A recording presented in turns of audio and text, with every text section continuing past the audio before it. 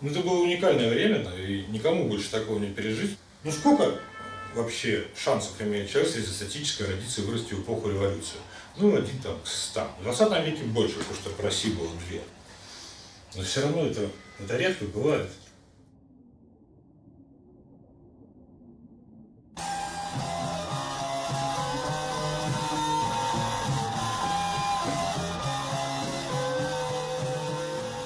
И то, что это все случилось где-то в Сибири, да, то есть непонятный, по большому счету. Какой-то жопе на самом деле. К вопросу о сибирском самоуничтожении. Там просто холодно очень. На самом деле место-то лютое. Ребята, вспомните, ну лютое же место. Тут уже не до тонких материй. Уже как-то все пожестче и попроще. Уголовников с кандалами в Сибирь ссылали, или там староверов, сектантов. И вот там вот где-то в Сибири там все это намешалось. Сюда ссылали людей. Здесь основывали всякие закрытые города. Ну и особо людей не трогали, потому что если человек разрабатывает там какую-нибудь турбину или бомбу, то уже к нему не полезешь. Пусть читает уже Пастернака и фиг с ним. Все равно он куда не выйдет, там на расстоянии 600 километров, просто следующего города нет.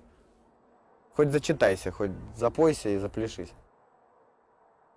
Вот годы пройдут, забудут это слово рок, может быть, вообще все забудут. А это останется как элемент вот именно национальной культуры, да, внутреннего космоса.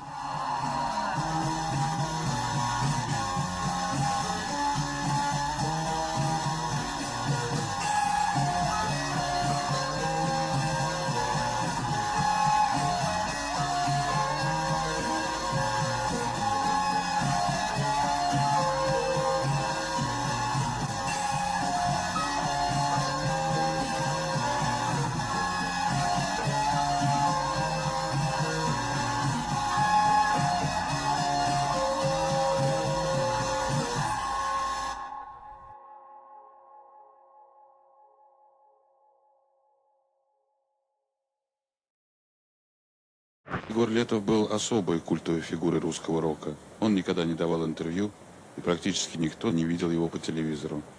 Все знали о его радикальных политических взглядах. Он такой, как это называется в Европе, визионер, человек, который пытается видеть, смотреть сквозь вещи. Когда ты говоришь, вот нужно ли нам восстание, кому нам, кому-то да, кому-то нет. Вот Егор Летов относится к тому вечному радикальному меньшинству, которое всегда будет требовать восстания, для которых восстание – это личный путь. Что такое русский анархизм? Ну, прежде всего, это такое несанкционированное, как говорил Летов, или, проще говоря, непредсказуемое поведение. Это попытка жить по собственным правилам. Другой вопрос, откуда берутся эти правила, их же откуда нужно взять. Поэтому он требует не только жить по собственным правилам, но и как-то их изобрести, открыть внутри себя какие-то двери внутренние.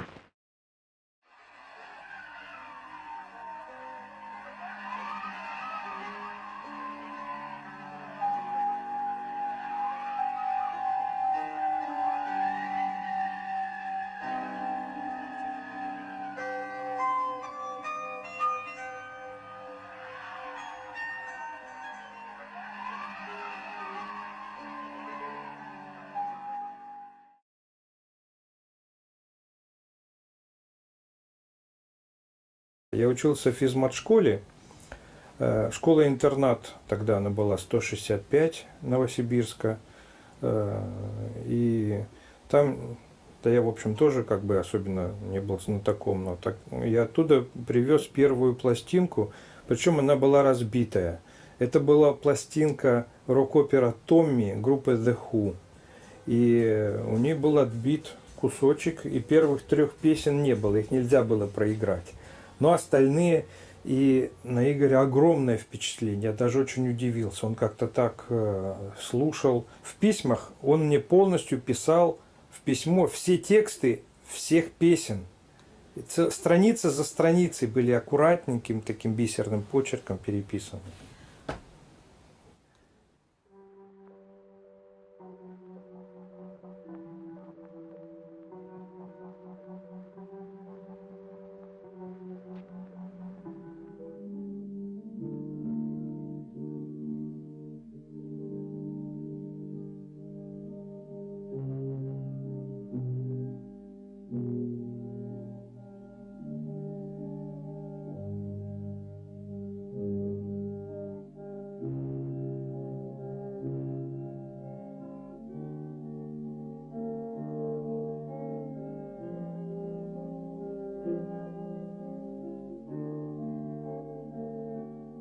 Когда, значит, мне удалось как-то закрепиться в Москве, то мама отправила Игоря ко мне. Мы бесцельно с Игорем бродили по Москве. Вот. Ну, не то что бесцельно, но по разным местам.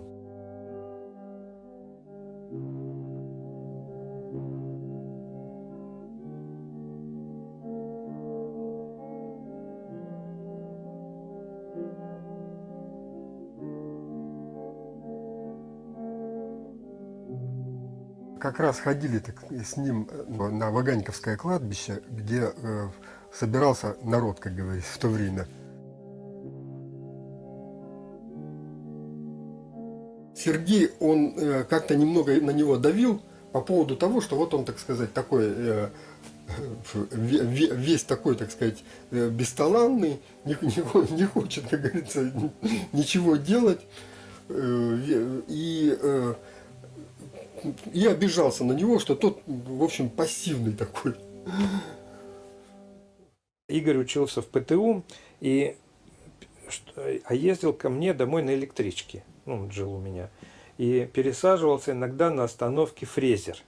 И вот как-то на этой остановке Фрезер он ждал электрички, которая должна была ехать. Подошли какие-то ребята московские.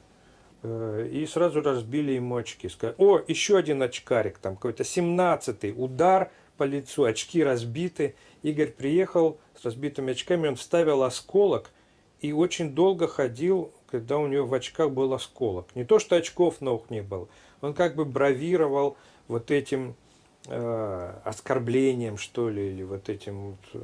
Вообще у него как-то отношения с гопниками уже тогда как-то проявлялись в форме какого-то такого нарочитого протеста. Игорь именно там, в Красково, начал писать стихи. Иногда это была конкретная, так называемая конкретная поэзия или конкретный реализм, когда он, например, ехал в электричке и записывал то, что вокруг говорят там тетки и все такое. Такие верлибры. И в этих верлибрах он подписывался таким значком. И Сергей там был знаком с некой, так сказать, такой вот андеграундной, авангардной тусовкой. И брал с собой Егора на вот эти вот перформансы, там, концерты, которые проходили тогда и полуподпольно.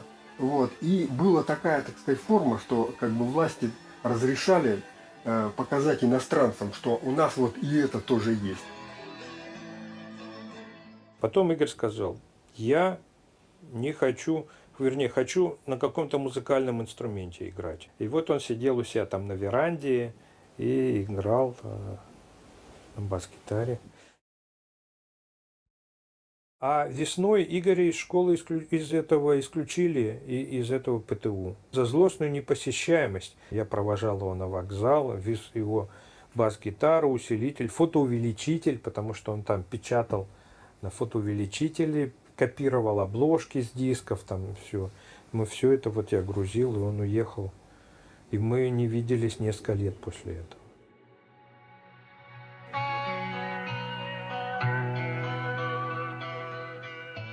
Бросить Москву и уехать обратно в Омск.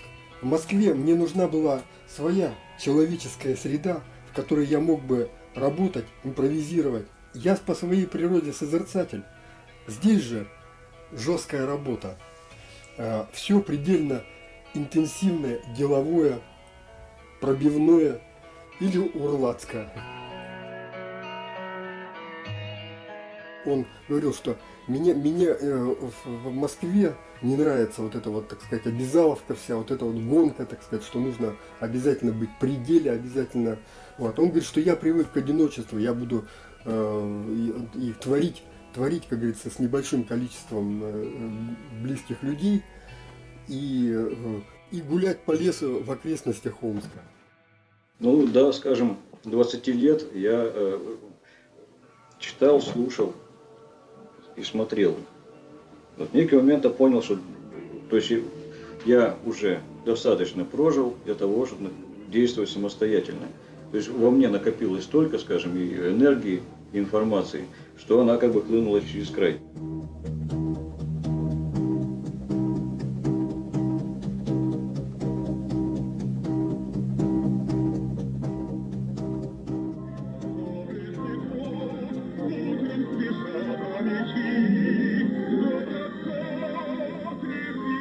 берегах величавого Иртыша раскинулся город Омск, утопающий в зелени, благоустроенный.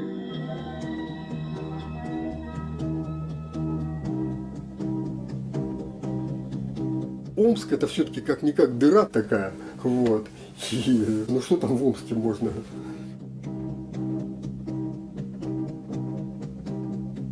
Дома было несколько абстрактно. Родители с трудом мирились вообще с его, как говорится, вот этим образом жизни.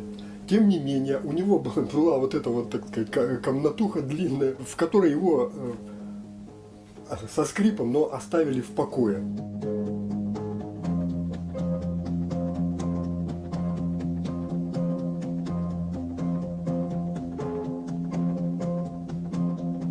В советское время было все очень сложно, и с той, и с другой стороны, и вот у людей, которые так называемые, вот сейчас их называют маргиналы, да, такие отщепенцы духа, они иногда испытывали дискомфорт в поисках себе подобного, потому что это было не совсем в струе марксистско-ленинской идеологии вообще и городских окраин. Когда я увидела Летова, то есть я просто, честно говоря, присела перед дверью, потому что меня встретил такой очень худой, как мне показалось, почему-то высокий молодой человек с ирокезом на голове, весь утыканный булавками.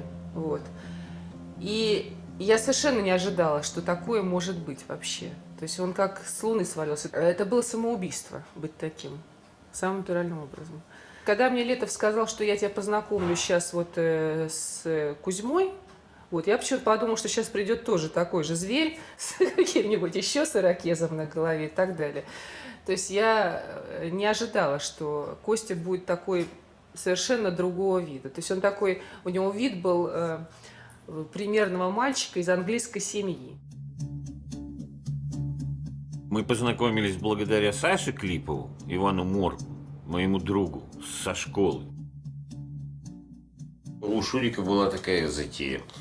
Напишите про музыку, ну, мол, какая там группа нравится или что такое, знаешь. Вот, я вижу, сам с первого листа писал, что типа там шлак-рок, типа это все нельзя вообще ничего. Ну, то есть любимые там все новая волна, ну, новая волна. Что? Или панк-рок, ну там панк, там все. Сидит себе человек и пишет. Очень убористо. Поразило меня прежде всего, что он писал очень убористо. И очень подробно, откровенно, судя по всему, понимаешь, так сказать, нифига. А кто это? Ну, типа, Игорь. И он предлагает играть нам музыку. Ну, интересно. Ну, давайте сыграем.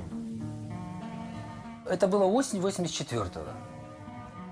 Вот. А потом, сколько я знаю, значит, они, как это оказался, ну, сразу было ясно, или там через несколько дней открылось, что, значит, у нас Игорь, тогда он был Игорем, он музыкант, он, значит, что-то делает, а я был крайне презрителен, значит, к советскому рок-н-роллу. Мне казалось, что можно сыграть. Например, если играет King Crimson или Genesis, при ваших усилиях и тем более воплощениях это выглядит совершенно катастрофически низкого сорта, уровня. Я был высокомерен и брезглив. Мне представлялось, что это совершенно ужасно.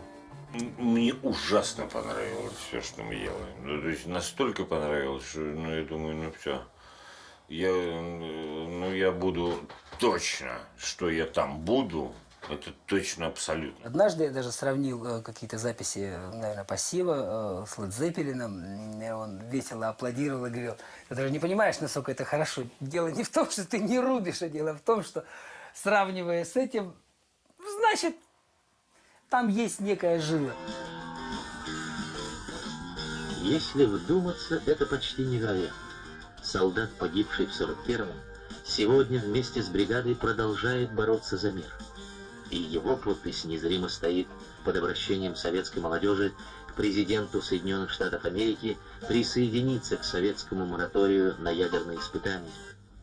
37 миллионов молодых людей подписали этот документ.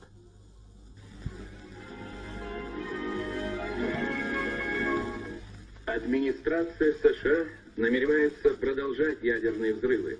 Это подтвердил представитель Белого дома, заявивший, что в конце Быть апреля или не быть миру? планируют осуществить. Поймут ли народы нашей Земли формулу мира, дружбы, взаимопонимания и доверия, которую предлагаем мы, советские люди? США планируют провести очередное подземное испытание ядерного устройства на полигоне в штате Невада уже в ближайшие несколько дней. По телефону очень долго разговаривали и думали, вот как назвать. И Игорь Федорович предложил «Гражданская оборона». Очень хорошее название, только длинное, мне показалось. Нет, я думаю, нет, отлично. «Гражданская оборона» очень хорошо. У Егора была еще такая черта, ну, понятно, молодой там, подросток, там, если уж посев группы такая, обязательно надо фотографироваться, что-то там сниматься, фотокарточки, дарить друг другу, там какие-то морды, какие-то ирокезы, ну, в общем, понятно, как бы злить комсомольцев там. Ну, кто-то, видимо, отстучал там, я думаю, и, в общем, вот как раз история, когда группа, вот первый вот этот состав, когда группа там распалась, это, конечно, был наезд Вицура, да. Слышь, того, что били на улице, потом, так сказать, вызывали на допрос. Завели дело. И мне звонок такой, бум-бум, он такой, бум-бум. А там стоит человек такой, ну, какой-то такой.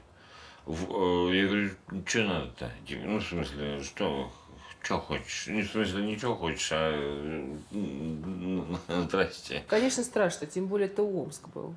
Вот, допустим, Костю вызвали, и за ним на работу. Он работал тогда на заводе. Вот.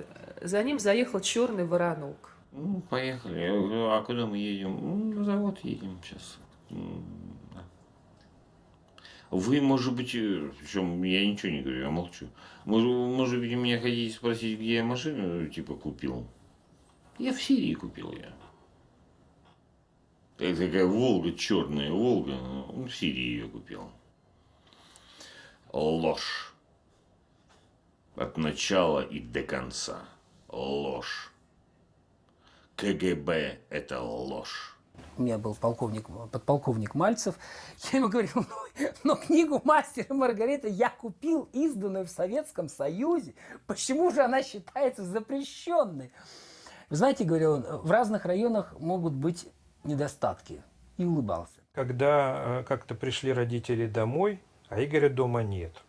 И соседи говорят, что приезжала черная «Волга», и вашего Игоря вывели и увели. Ни записки не осталось, ничего. И мама тогда всполошилась, начала звонить по своим знакомым связям. Ну, и выяснилось, что Игоря госпитализировали в закрытую психушку, которая курировалась КГБ. Кузьму отправили на Байконур в шахты. Хотя он в армии служить не должен, потому что сердечный недостаточность. И он 2 года там подтарабанил.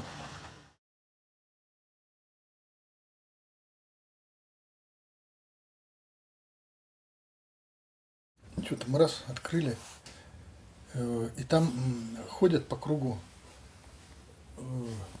человек 20, наверное. Слева сидит охранник, вот возле двери прям, а там они ходят по кругу, причем руки вроде как за спину, как мне показалось, по кругу ходят. Я так понял, это они отдыхали, что ли, что-то такое. Но мы открыли окно, то есть дверь открыли, я так заглянул, и Игорь это увидел. И он мне начал говорить, что меня забрали там, типа, за запись моей песни, Кузю вообще неизвестно куда-то увезли, позвоните по моему брату, скажи, что я здесь, скажи, что этот. И вот он мне там наговорил, я так, потом тут же дверь захлопнули. В общем, я решил обратиться к КГБ непрямым способом. То есть я стал среди знакомых говорить, что если сейчас моего брата не отпустят из сумасшедшего дома, то я устрою пресс-конференцию, созову иностранных журналистов о том, что никакой перестройки нет, что это все обман, что людей за их убеждения, за музыку сажают в сумасшедшие дома. Вот. Но это я как по секрету рассказывал, по секрету знаком, но зная, что среди рокеров очень большое количество стукачей. испуг был настолько сильный, что люди даже не захотели больше с Летовым общаться. Потому что всех вызывали, всех допрашивали, всех там пугали и так далее.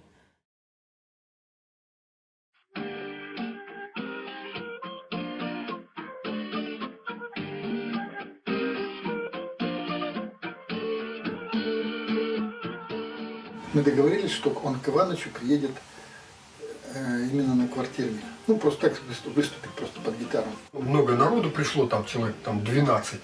Были и вот Дима Селиванов, был там и Джоник Соловьев вот, из «Бомж».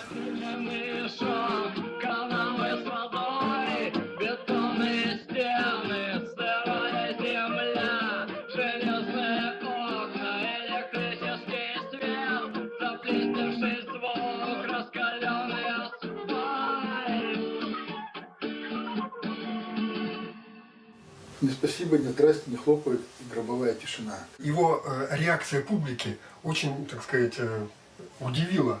После этого он назвал как раз поэтому этот свой концерт «Песни в пустоту».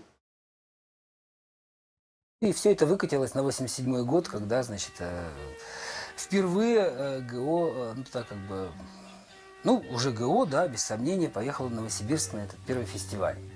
Мой знакомый, с которым мы вместе переписывали какие-то катушки, кассеты, дал мне билет на рок-фестиваль в марте 87 года. В Чикалде. В ДК Чкалово. А ДК Чкалово было как бы основным домом культуры нашей школы и нашего района. Я, как там, пионер со 2 класса, звеньевой и все прочее, читал «Люди мира, на секунду встаньте», звучит со всех сторон похоронный звон. То есть для меня это было какое-то обжитое место такого ну, брежневского и пост-горбачевского социума, в котором люди отправляют свои естественные такие комсомольские пионерские нужды. Кружки для вышивания. Да, вот в общем весь комплекс. И вот мы туда приходим, место очень хорошо знакомое, давно известное.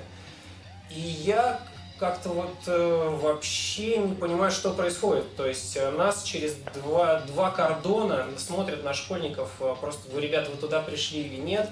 И вокруг происходит какой-то вообще абсолютный Вудсток и одновременно там Лондон 70-х годов. Это же был первый межгородской фестиваль рок-музыки, совершенно фантастическое действие. И мы, естественно, поехали туда такой, ну, как бы маленькой, но весьма известной компанией.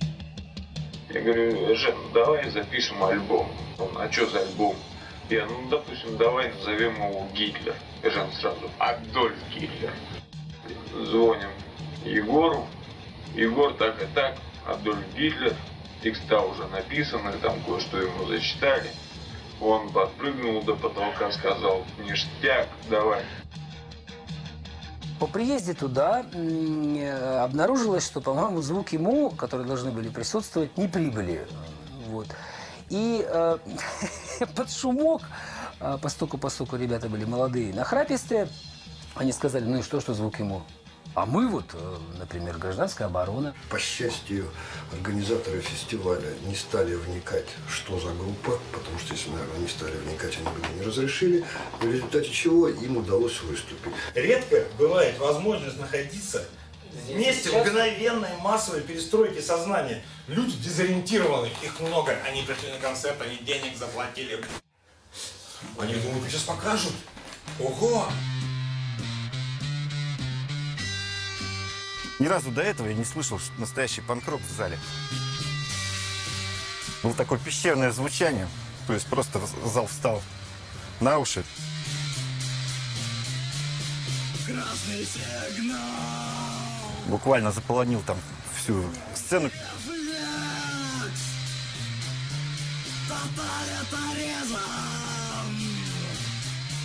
Зал начал абсолютно реагировать непонятно, то есть как-то все, с одной стороны, скандировали, но все не понимали, чем это закончится.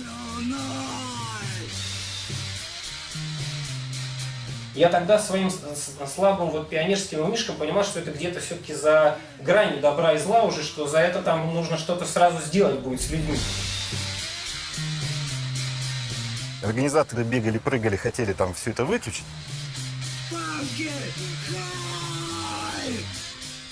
Дружок, после тебя еще будут выступать группы. Да что там, тебе что, наш фестиваль, да? Сегодня мы закончили. Ты понял меня или нет? Понял.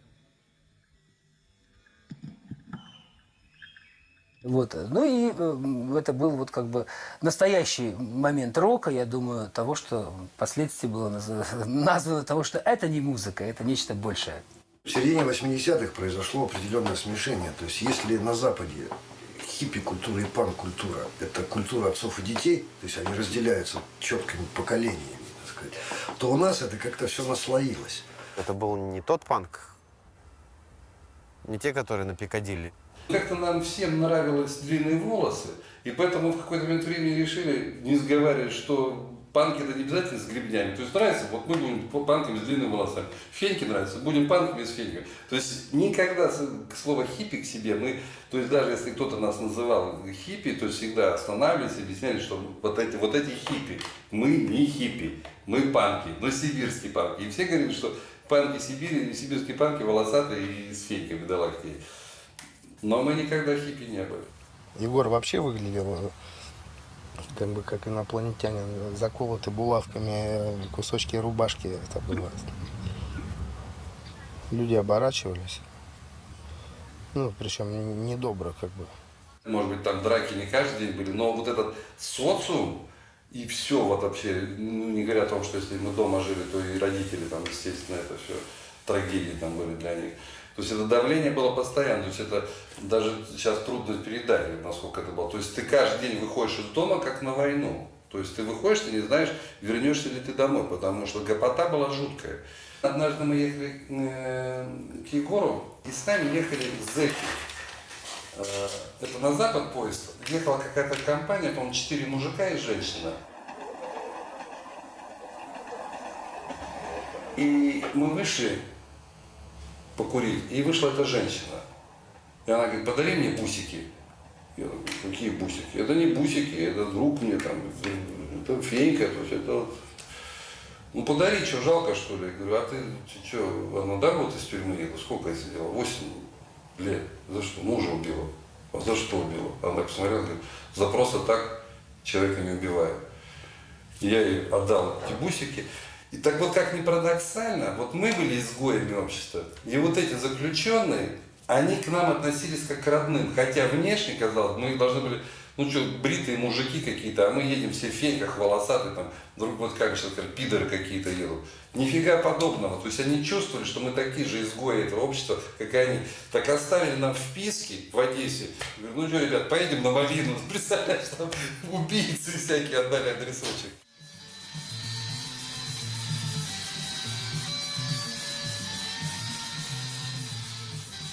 Конечно, королями и звездами тогда панк-тусовки были Пути.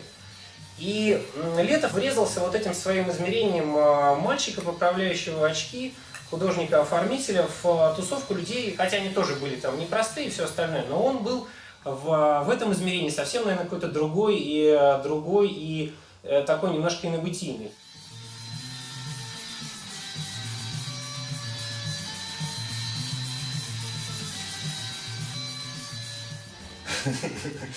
Я когда первый раз увидел, это было вообще чудо из раз чудес. Это было на втором фестивале в той же Чекалде. Через год, соответственно. Да.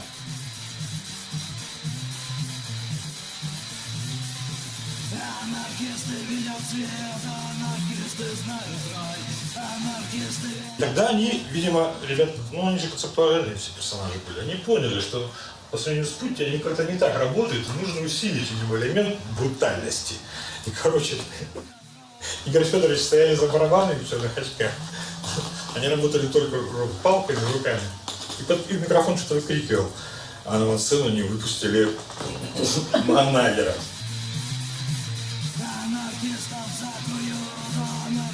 И вот он орел со сцены про 37-й, про тоталитаризм. А играют чуваки! О, это отдельная же песня, как они играли. И, короче, это такое вот пиво монотонное. Орет манагер, а тут такая... Вау! Да, индастриал. Жуть. Жуть.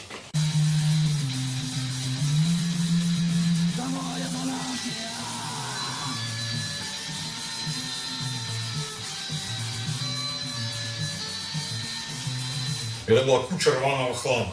Просто такой, сука, мега-трэш.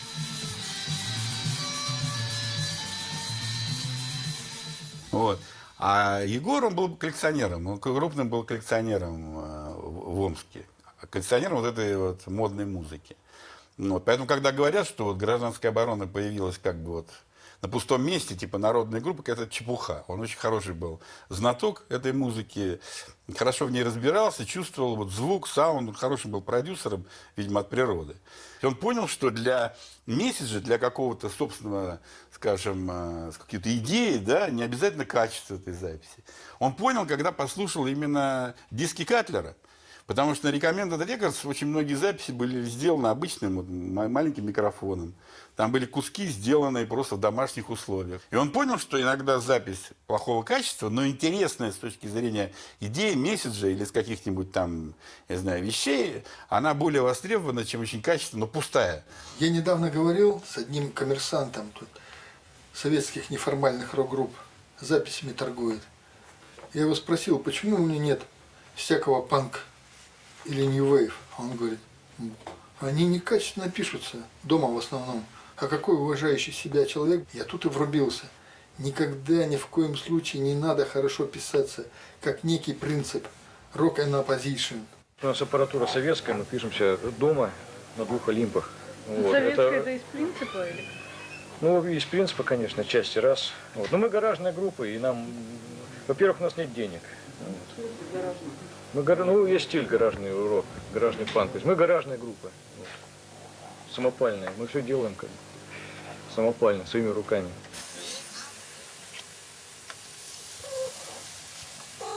Он хорошим был продюсером, на самом деле. Он чувствовал, как должно звучать. Плохо, в смысле хорошо. То хорошо-плохо, да, это как вот трэш. То есть так сделать плохо, чтобы было хорошо. Вот он это умел. Пленочки эти отмотал, замотал, спел, опять отмотал, послушали.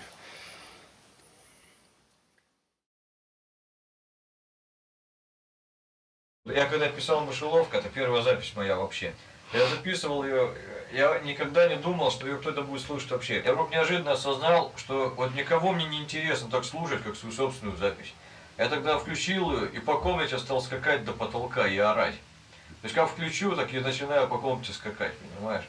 А потом вдруг я рассуждение сделал, раз она мне нравится больше всех, стало быть, так сказать, и лучше всех, во всяком случае для меня, то есть и все. Янка мне привезла песенки, которые он уже записал буквально за 2 недели, вот эти там 2 или 3 или 5 альбомов, записав именно в таком качестве, в таком виде, типе, что у других никого не было. А причем это сделал один, и наложением и прочее. Да.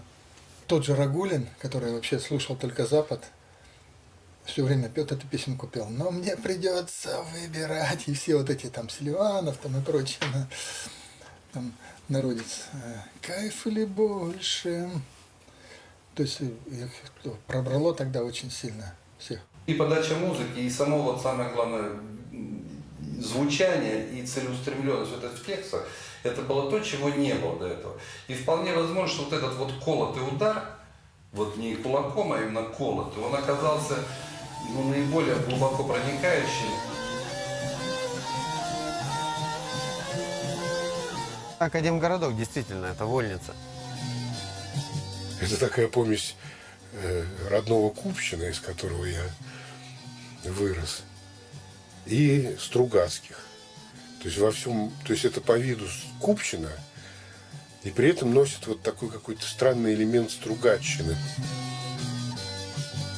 Все друг друга знают, какой-то институт, все чем-то занимаются, непонятно чем. Какие-то скульптуры атомов, вот эти сосны, какая-то такая сосно-ельная, вот эти блинчики с клюквой, компот каждый день. Они любили туда приезжать. И каждый раз они удивлялись, что здесь вообще такой, как говорится, островок. И Егор, он жил вот у Игоря Рагулина в Горезах. То есть, по-моему, месяцами жил даже.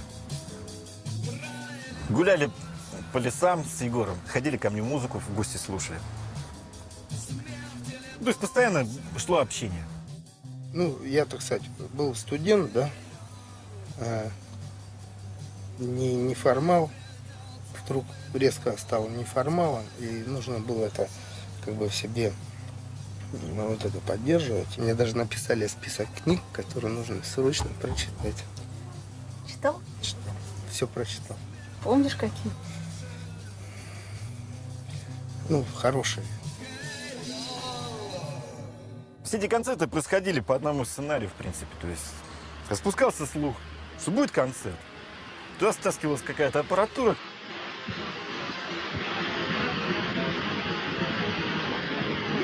Звук был вообще, то есть, ну, по нынешним временам, просто какофония.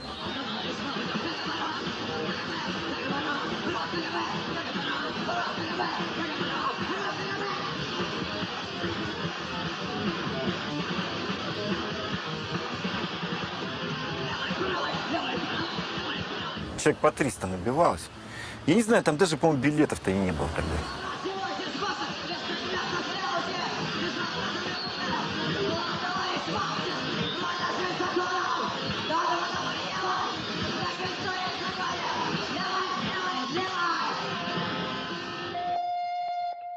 Или просто сквозь пальцы смотрели, или не осознали вовремя. Еще Советский Союз. И не на сцене перед университетом, а прямо в главном корпусе внутри, на лестнице, которая поднимается на второй этаж.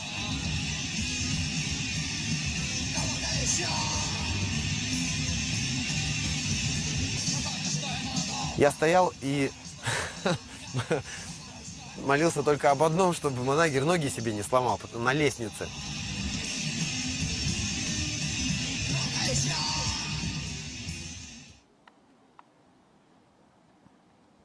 А потом уже, когда вот он исчез, да, вот это вот, тогда все подъезды изрисовали. Все стены. Вот, ну, видимо, пока он был здесь, то есть, ну, как бы в голову никого не приходило. А потом как-то это все поднялось на какой-то новый уровень, да, и люди то ли осознали, то ли эти пленки наконец дошли до головы. То есть у всех эти пленочки были, то есть все эти пленочки крутили.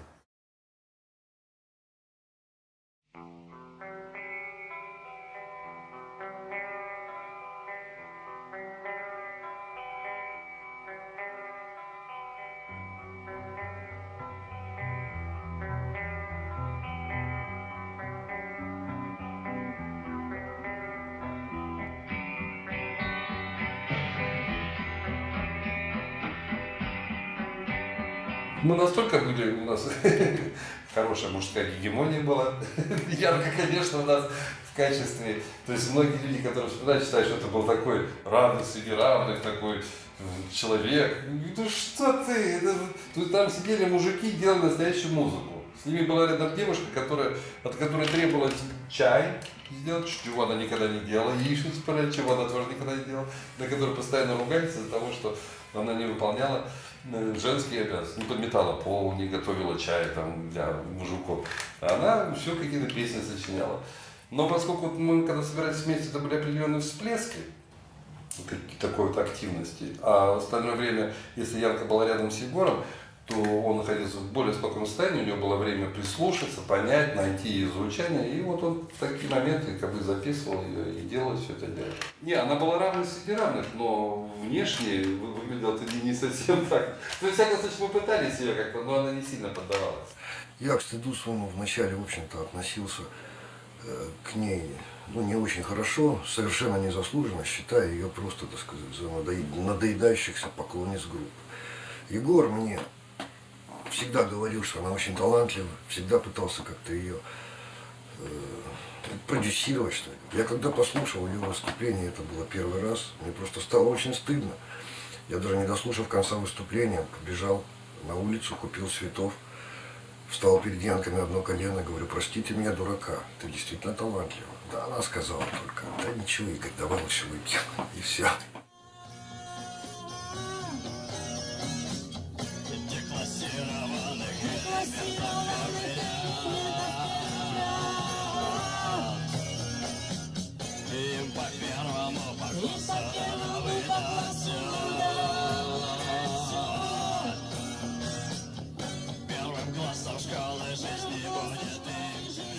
Тюмень, по-моему, 88 или 89 год. Янка поет песню, мне они просто врезаются такие эпизоды.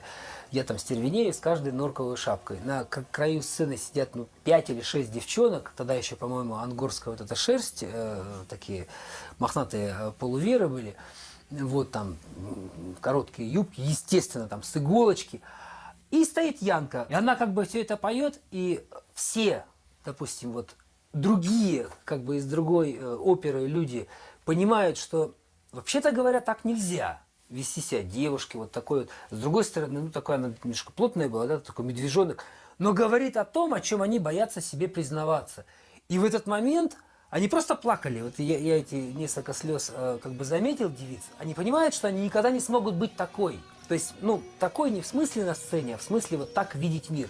Очень хочется быть такой, но ты такой никогда не будешь. Но ужасно здорово, что хотя бы она это показала, и они это восприняли в эту секунду. И, конечно, Янка, то, что ее творчество узнали и заметили, это 100% заслуга Егора.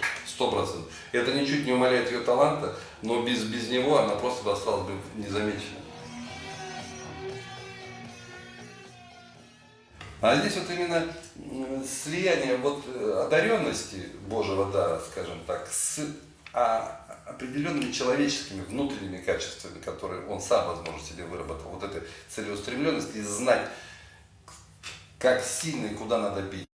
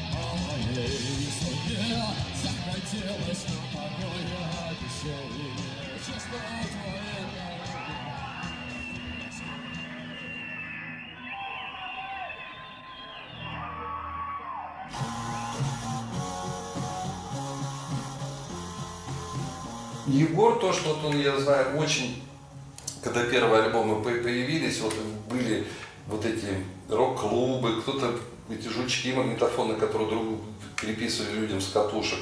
То есть Егор их находил, им присылал.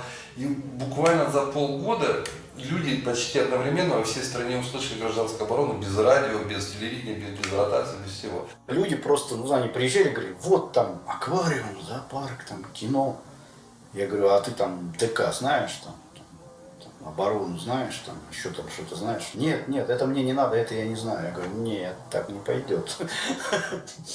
Там 50% аквариум, 20% кино, остальное по моему усмотрению. Если в Питере главным популяризатором творчества гражданской обороны на раннем этапе был, как известно, Сережа Фирсов, то в Москве, наверное, это Берт. С Берта все в Москве началось. Он всем записывал в огромном количестве альбомы. Если хотелось зарядиться энергией, так вот заводишь в мышеловку и начинаешь там прыгать по комнате, там, в разных направлениях, там, чувствуешь себе огромнейший прилив животной энергии. Жалко, что не репетировали, на самом деле. Но, может, это мне жалко, а ему как бы и не жалко. Репетировали в Омске. Это длилось 2 дня, потом варили курицу, садились на поезд и ехали.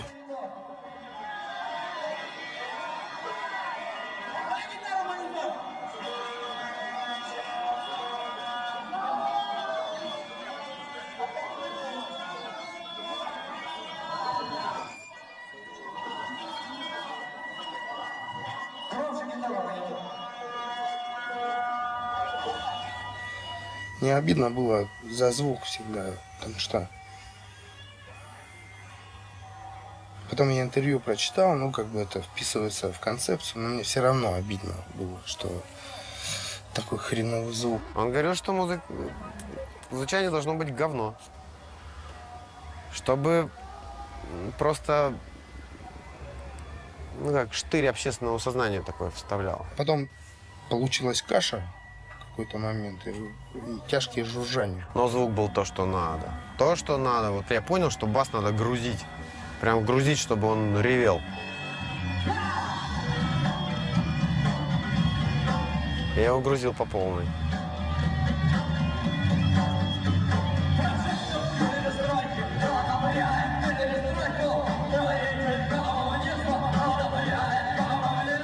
Энергетическое воздействие, оно столь было мощным, ну, что я не мог сидеть. Я потом только сидя начал играть. То есть, когда уже все это более вначале это было такое, вот, как взрыв такой. То есть, ну, и это было и для музыкантов, и для зрителей это было тем более.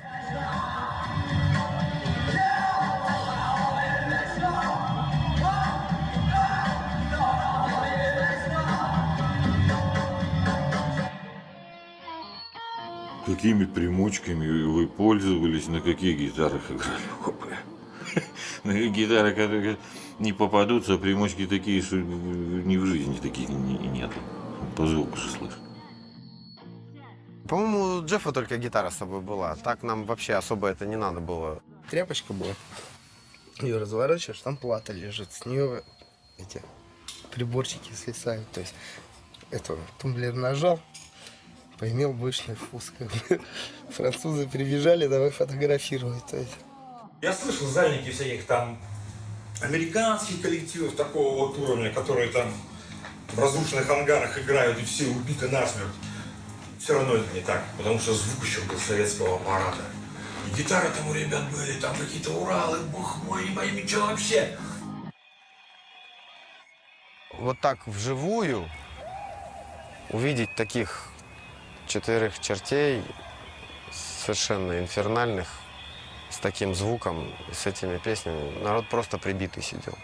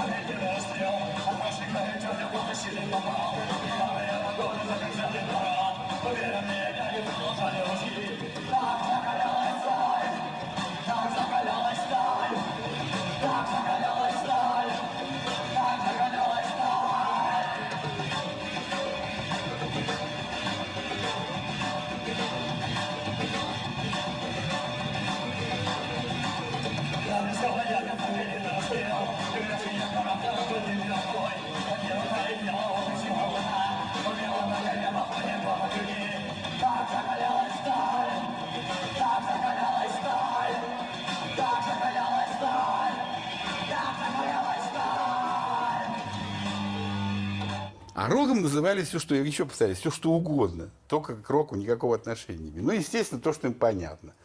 Понятно, это бардовская песня, где блатная гармония и слова. Слова. Он там спел, сказал, ну, это же в роке сказал. Трудно тогда, конечно, в конце 80-х годов было заставить людей впасть в экстаз, потому что очень были сильны советские комплексы и так далее. Человек не мог отдаться полностью. А люди приходили, они искали какой-то правды, искренности, какой-то альтернативы по отношению к чему-то. Вот как вот это вот такая вот, когда пластика появилась там, ну, зал вообще ревел, и всем было не по себе. Летов от нас тоже требовал, чтобы мы производили движения на сцене, как он говорил, иррациональные. То есть движения не похожие на поп-музыкантов, на рок-музыкантов. То есть вот эти вот ритмичные постукивания ногами и все такое прочее, этого не должно быть. Я не знаю, как это зрители восприняли, но мне было страшно. То есть. Вообще в роке это аксиома. Вот рок-концерт отличается от другого концерта, концерт другого типа, что там драйв, это психоделика. Человек должен получить энергию вне головы, вне интеллекта. Я считаю, то, что мы делаем, это на уровне, скажем, не интеллекта, это на уровне бессознательного. Да, но между тем вы говорите, что лучшее, что вы сделали в жизни, это стихи. Да, так они тоже не на уровне интеллекта. Тексты, они характер имеют как заклинание, они как магия. Там 2-3 фразы важные, 2-3 фразы, а все остальное смысла нет, потому что интеллект выключается. Рок, он не интеллектуальная музыка. Приведу слова Егора. Главное не музыка, а то, что за ней стоит. А то, что за ней стоит, это метафизика. То, что за физика, за физический мир. Вот этот мир идей, который всем движет. Я не занимаюсь интеллектуальными играми. Для меня, я не занимаюсь искусством. Для меня искусство это ничего. Искусство это определенные кубики. Какие-то жесты, какие-то двусмысленности. Это, конечно, чисто московское, я думаю. Это вообще в Москве. Все московские группы, они помечены вот этой иронией. И таким, как бы, когда человек понимает контекст, как бы, заранее, вот они все эти группы очень сильно отличаются. Поэтому Егор, конечно, никогда не был. Он никогда в Москве бы вот не имел такой вот абсолютно к нему вот этой симпатии со стороны вот местной элиты, да, художнической. На него смотрели всегда так немножко косо. В моей памяти осталось, что это было из кудрявцевских желаний, вот эти символики, да, так сказать, протестные, колючая проволока, да, вдаль километры, вот это все. Ему нужны были постановочные фотографии. Он так видел, он такой хороший фотограф. Для нас это было здорово, но не до конца правильно.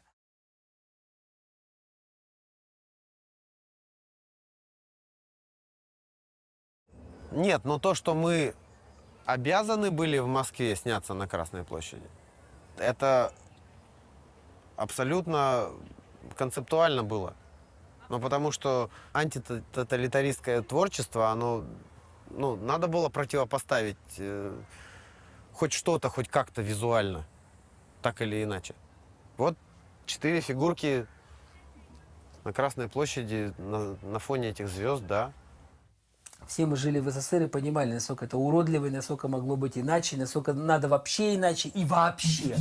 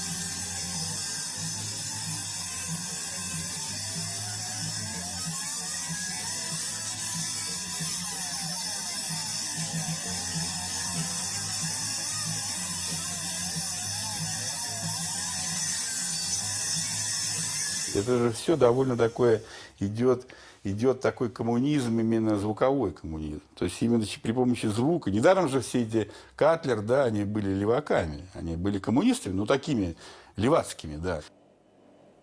Коммунизм это царство Божие на земле.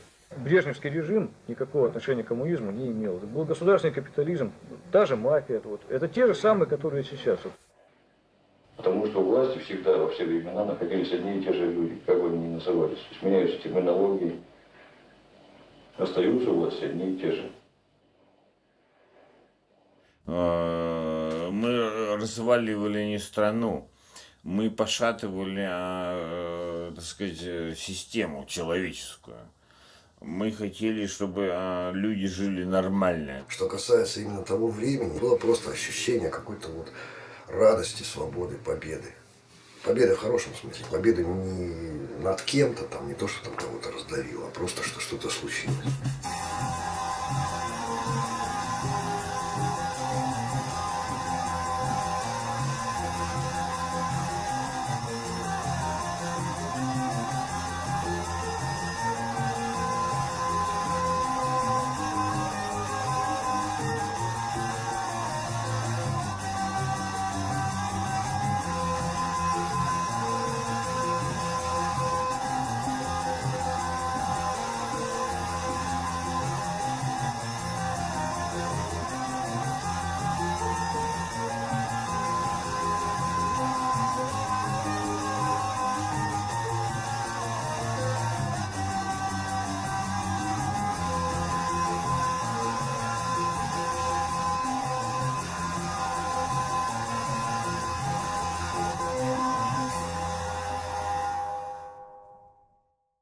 мой взгляд, что Манагер, что вот их совместные эксперименты, они как раз в большей степени, если так разделять культуры по типам, они имеют даже не к панку отношение, а именно к индастриалу. Вот. Это холодное наблюдение и анализ, без каких-то оценок, потому что уже действительно по барабану. Люди настолько непроницаемы, что они не реагируют никогда. Им в дуло автоматов суют цветы, никогда в них плюют.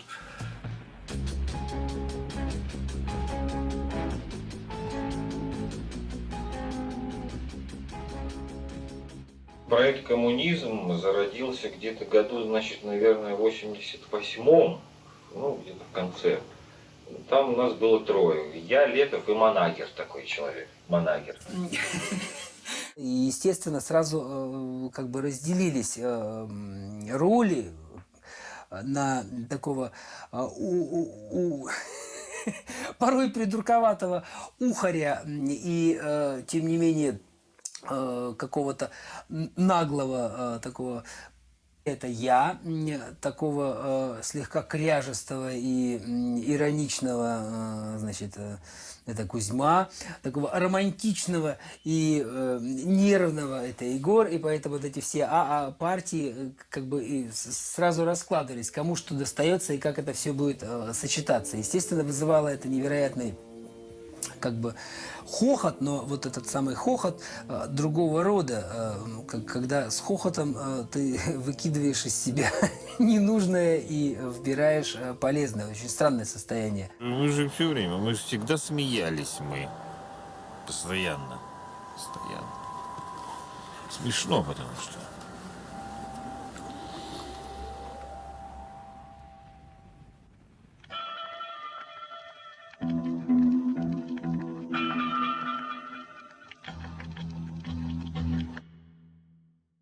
Для нас это была замена там, ЛСД для европейской молодежи конца 60-х годов. Это был коммунизм.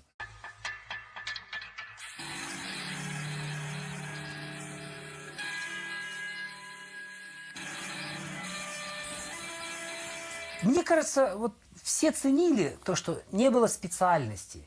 А была именно, ну вот, импровизация слова тоже как бы затерта, но тем не менее вот это непрерывное фонтанирование, это как бы как калейдоскоп собственной души, который ты наблюдаешь в раструбе вот, разговора на троих. Поскольку коммунизм это было действие не совсем целенаправленно осознанное, там всегда предполагалось, что должно быть какое-то воздействие извне, прям присутствовало. Причем сначала одно стороны, потом же другое. Не посадят. Здесь вот такой был.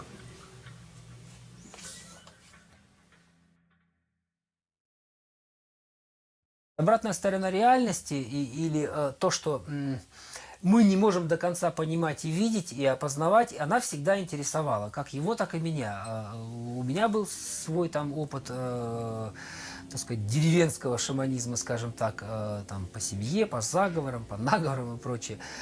У него был определенный свой опыт. Происходила классификация каких-то там явлений. Также, ну, понятно, что был Кастанеда, был невероятный об ту пору интерес вот к этой стороне реальности. Естественно, какие-то были психоделики и попытки заглянуть туда еще раз и что-то увидеть. И вообще как-то идентифицировать.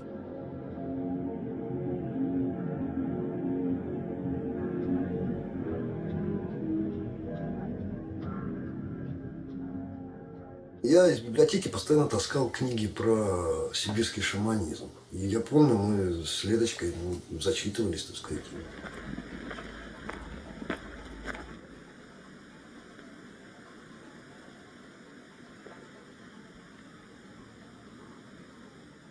Он в шапке куда-то уходит в лес. Мы прощаемся, я еду домой, он идет туда. У меня есть своя работа, ты опять будешь делать это, спрашиваю я. Он говорит, да, мне нужно кое-что сделать.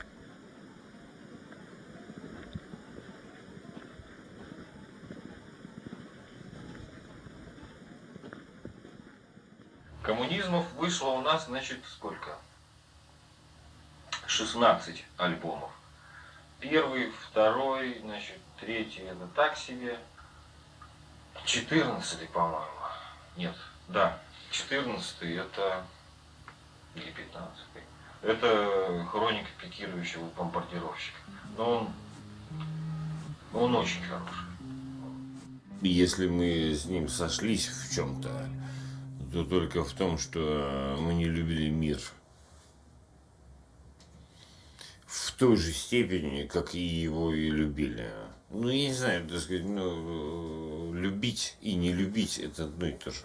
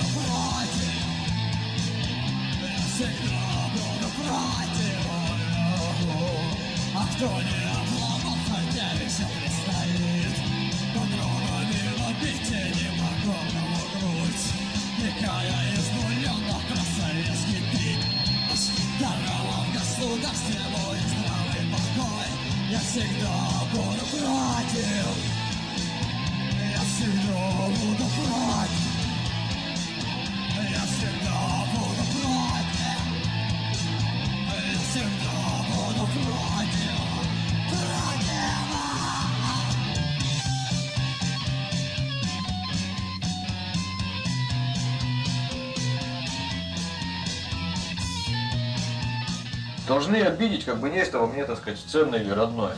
После этого сочиняю песню. В этом состоянии я становлюсь настоящим. На мое настоящее состояние я считаю, что могу убивать. То есть натуральный ангел-искребитель какой-то. То есть я ни одной песни от доброты не сочиню, вообще ни одной.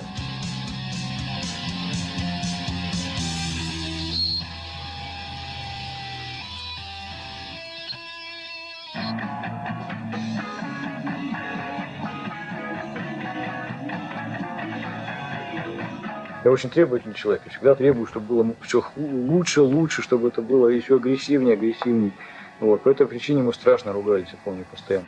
Всегда надо делать до максимума доводить.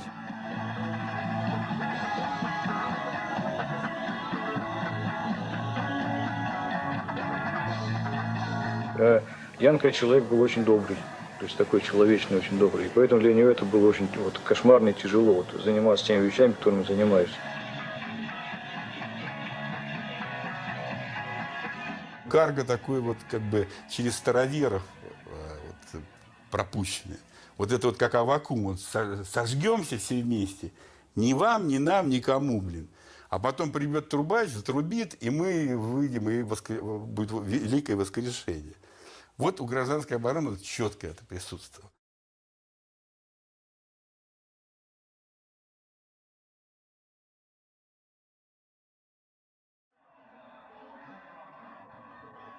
А то, что перестали они выступать, это еще раз говорит о том, что Летов, конечно, был невероятно... Во-первых, он был стратег, вот, а во-вторых, он был невероятно сильной личностью. Невероятно сильной личностью. То есть вот так вот просто на пике, когда вот тебе все прет вообще, только давай вот все, сейчас ты из этого подполья выходишь на сцену, а с этой сцены ты выходишь еще на большую сцену. Они же могли тогда, в принципе, собирать уже стадионы. Егор, у него был характер, он не сомневался, он был крайне целеустремлен, и Это его основная черта. То есть он был очень тверд в своих убеждениях, пусть они потом менялись, но если я с самого начала предвидел, что они могут измениться, и поэтому сейчас уже несколько сомневался, то Егор в каждый момент здесь и сейчас у него всегда был совершенно четкий взгляд на жизнь, бескомпромиссный и очень уверенный. Последний концерт Сталина, ну, конечно, тут не без пафоса. Так, ну, специально, естественно, в какой-то степени, наверное, был назван. Я сейчас думаю так.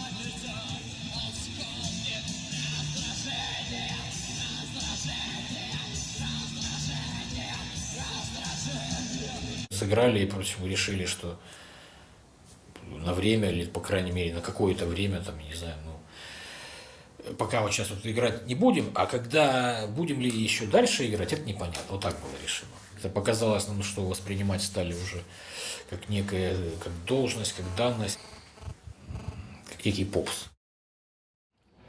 Было так, что, ну, Егор – это Егор, а все остальные, ну, это все остальные. Мы, на самом деле, только, ну, как бы присутствовали и по возможности помогали. Мне кажется, так. Я думаю, это желание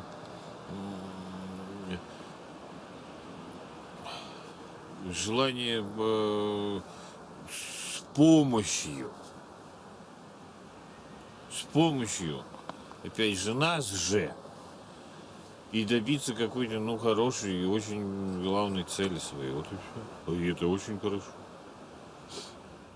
И перерыв просто требовалось просто, как словами скажу, вечный пламень невозможно, сердцу нужно отдохнуть.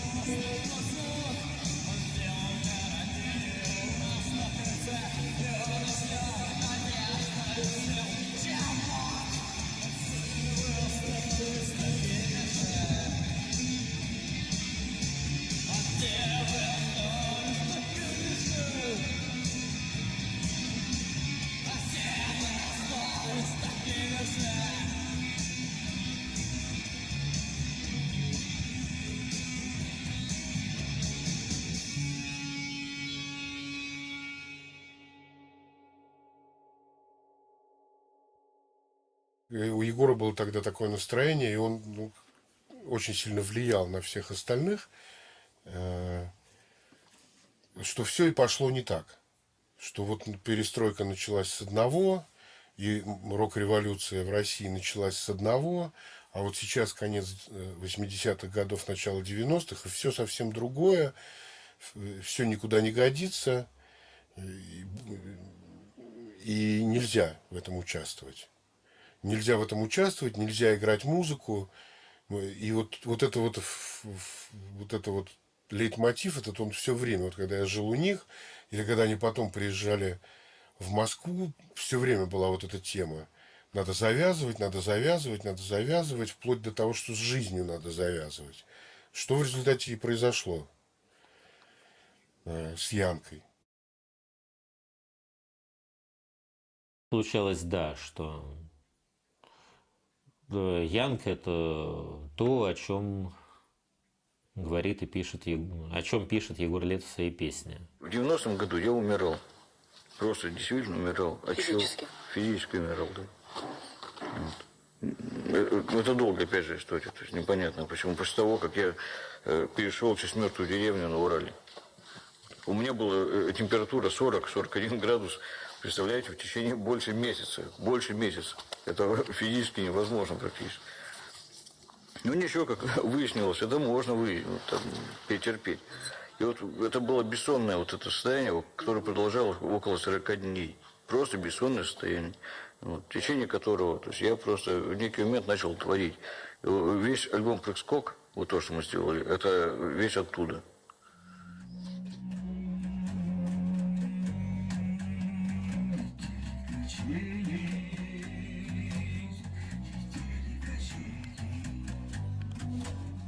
Летели качели без пассажира,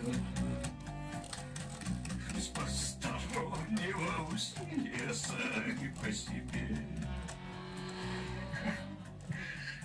Летели качели без пассажира, без постороннего усилия сами по себе. Летели качели без пассажира, без постороннего усилия сами по себе. Сами по себе. Когда мы пишем на бумажке абсолютно непонятно что, вот это вот как раз и является, собственно говоря, сущностью. Не знаю, я считаю так.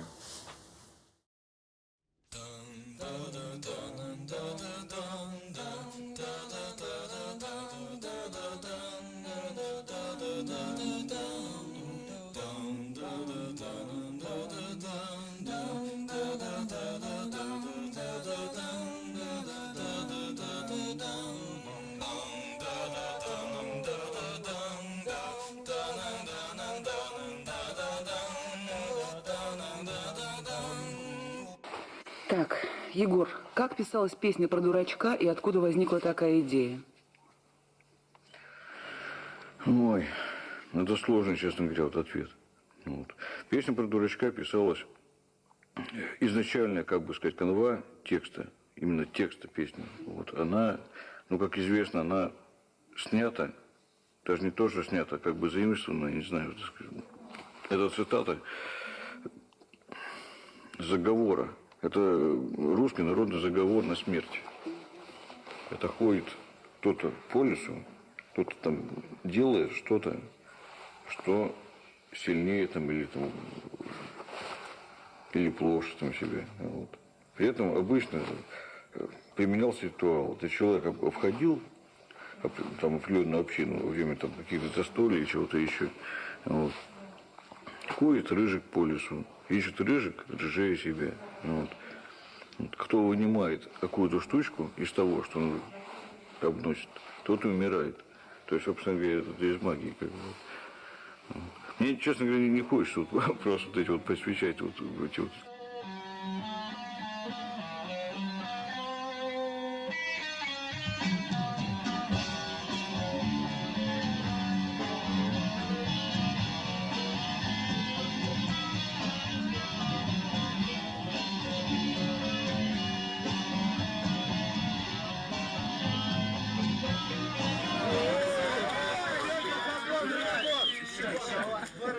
Ну что, историка?